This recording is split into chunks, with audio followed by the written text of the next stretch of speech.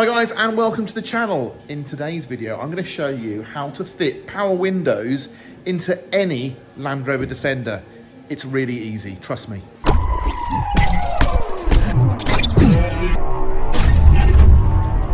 I have got down here an installation kit for the power windows, the regulators. And obviously it comes with wiring, as you can see here. So I thought I'd try and wire this into the dash, or the bulkhead really, while the dash is out. Now, I thought I might be lucky, and I still need to check, but I don't think I am lucky, that there might be some wiring in that mess there somewhere for the windows, the electric windows already. And it would just simply be a case of kind of connecting things together. I'll have a little look, but if that's not the case, we have to use this connection here on the ignition live. This will feed our two switches, and then from the switches, we have to run a blue and black wire, and that is for each door. So this connector goes into the door, and then we have to feed this wire through the bulkhead into the centre. So you do get these protective housings. I have actually got possibly something a bit better than that. I'll have a little look now, and I'll show you where I'm going to thread this in the vehicle. Obviously, out of the factory, the wires are all fed through before everything's installed. What I'm going to do is actually run my wire down here underneath this trim. So I'm going to actually put a separate hole in here. So I'm going to add a hole in here with a grommet, a rubber grommet. That's what I'm going to feed my wire through. And then it's going to come out and into the door. Right, there's my hole, and that is the entry point for my conduit. Now I've actually got some better conduit here. I think this is going to be better than using this. So one little part that you don't get in the kit that I'd recommend ordering separately is a couple of these, and that is going to allow us to do the job nicely and connect up our wire through there. So add this to your list. Okay, so I've got my wire passed through it first. Now this is the end that goes into the door, like so. That will go on the door card, and then you've got your socket at the end. I'm just going to push that in a little. I don't know, might make it go around the corner just for a bit of added security. Right, I've got it down to about here. So now if I get that in place, might be a two-handed job. Nice soft rubber though. There we go. Look at that. There, that's much tidier. So much nicer than just a bit of plastic that you get in the kit. That's rubbish. That's what you want, and a bit of conduit. And I'm going to run that up there, look, over the top. My protector plates are looking a little bit rough, so I'm just going to give them a quick spray with some satin black just to tidy them up before we put them back on. Much better. Let them dry and we'll put them on in a moment. Now I'm going to be putting the air ducts back in, and I've got to mount this bracket, but if I remember rightly, some of these were pretty mashed when I used them and took them off. Certainly these ones. So hopefully in our new assortment of trim clips we will find them. Oh, perfect. Okay, that's all in there. Got those ones as well. So if you don't know about this kit yet, it's 40 quid plus tax, and you also get a full 5-piece trim tool kit with it as well. You can get it exclusive from NR Parts. So I'm going to use those now just to get everything back on. Right, so I've done my first connector, and it does show you in the instructions that when the plug is orientated like that, black goes at the top and blue goes at the bottom. So you can work it out from the instructions. Now you have to clip your own little connectors on. They come in the pack. Just expose your wire. I'm about to do the last one now, and then you can push it in. So I've got my switches here that come in the kit. Before I put them in, let's get these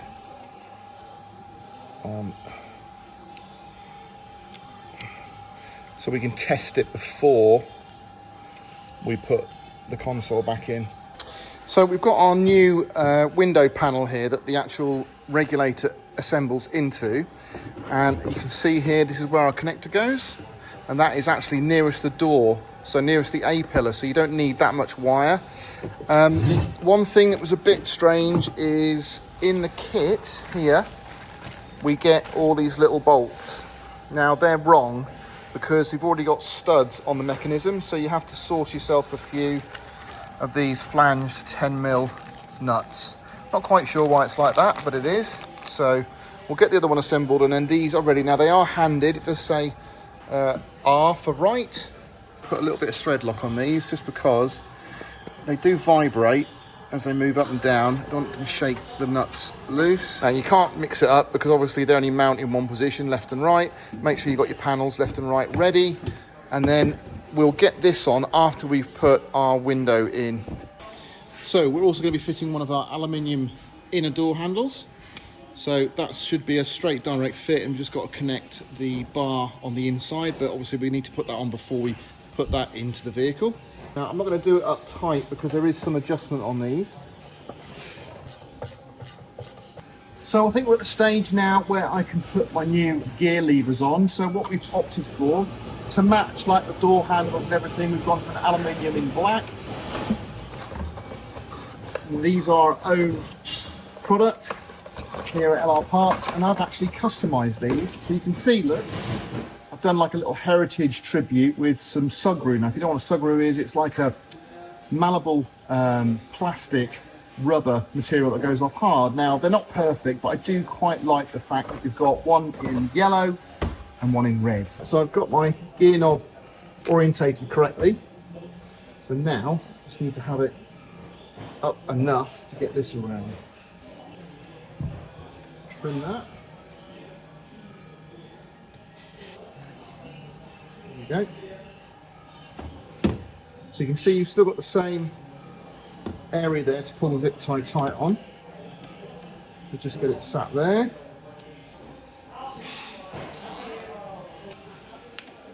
I just don't want too much of that sticking out, but it should be okay.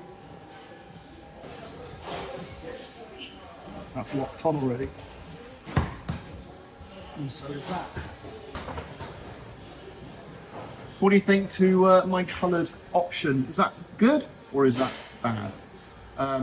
Obviously these just do come in a natural black, or you can get them in gunmetal grey, or you can get them in raw aluminium. But because we have the black going on inside the vehicle and we've got the yellow stitching, the gauges, I thought it'd be nice to match it with that. And I think it looks quite cool. So yeah. Right, we have done this before on another build. I'm now going to put the glass in here, raise it, and then I need to hold it in position while I build the rest of this guns.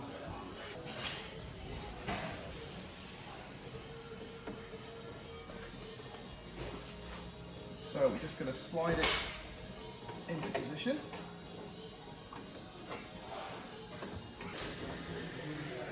Now I still can't test it yet because there is a small chance that I've got my switches the wrong way around, and if you try and operate this without glass in it, it will go bonkers. So we're going to have to do the whole other side first, then we'll know whether or not we've got them wired up right. So we've got partial success, but I did forget to put this stabiliser rail on the inside. So I've just got to now see if I can get this in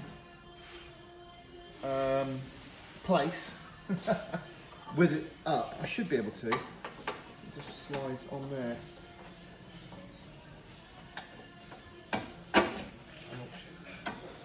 There you go.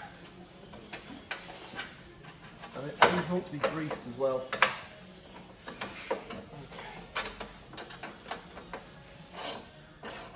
This is the loom you get in the kit, and it's basically spliced together and stretched across. Now I could not comfortably get both my switches into my centre panel without overstretching the connectors, and they're already a little bit delicate anyway, a bit fragile, so I gave myself an extension, as you can see there. Okay, so we're working on our left-hand door regulator frame here. Now I've carried over my lower runner and my upper guide channel from the other door onto there. I've set it at an angle. Tell you what I'm going to do actually. I think I'll set that straight and just see how it lines up. The other one went on a bit of an angle, so I was assuming that one might be the same, but probably best line it up straight to start with, and you've always got the adjustment afterwards. So next thing you have to do is put our rod for our interior handle. As I said before, it's a good way to have it orientated. So you just slide this out. Now it's a lot easier on this because it's plastic. These are aluminium on our build, and to be fair, they're a little bit fragile and they're a little bit tight, so you just have to work it gently just to make the hole a little tiny bit bigger. I might have to drill it out, but just ease it. There we go. That's in place. Okay, so I've just got my 8mm now. I'll button all these up. Right, just going to connect my rod now into my latch. And it just goes into that green on ours. It's green anyway. And then you just pop the catch up and we're in. Okay, now let's drop the window down. Right, so we're going to lower it into the frame. And hopefully, like the last one, it will line up-ish. There we go. Can't quite get to that one with the socket. So I've got some electric conductive grease here, and I'm going to put that on my socket because this was a bit tricky to get in. Okay, so in theory, if we get the key, we should work. So this wire here, you've got brown and red. So pass that into the dash, and I've actually just tapped into the positive side of the ABS fuse point. So this vehicle hasn't got ABS, so that is a constant live. So it's a good place to just stick my feed off there. So it's all insulated, it's plugged in, and this has actually got its own fuse on it. You can just see up here. So we're fused as well. So it just goes straight from there. It's just an easy way, really, to get an ignition live. That was my thinking. So you can put it anywhere you like, really, if you just want to find an ignition live.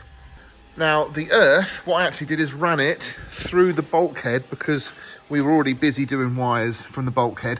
So I pulled it through the bulkhead, run it along the top in some conduit that I had, and actually earthed it on that point there near the ECU because I think that's a good, solid earth point.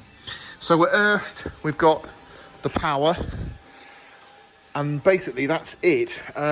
We've obviously got this all back together now. We've got these nice connections going in. I'm going to tidy up these wires because you don't need anywhere near as much wire as that. I'll just coil it all up and get it sort of secure down there.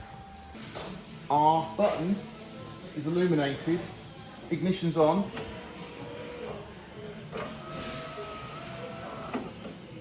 Beautiful.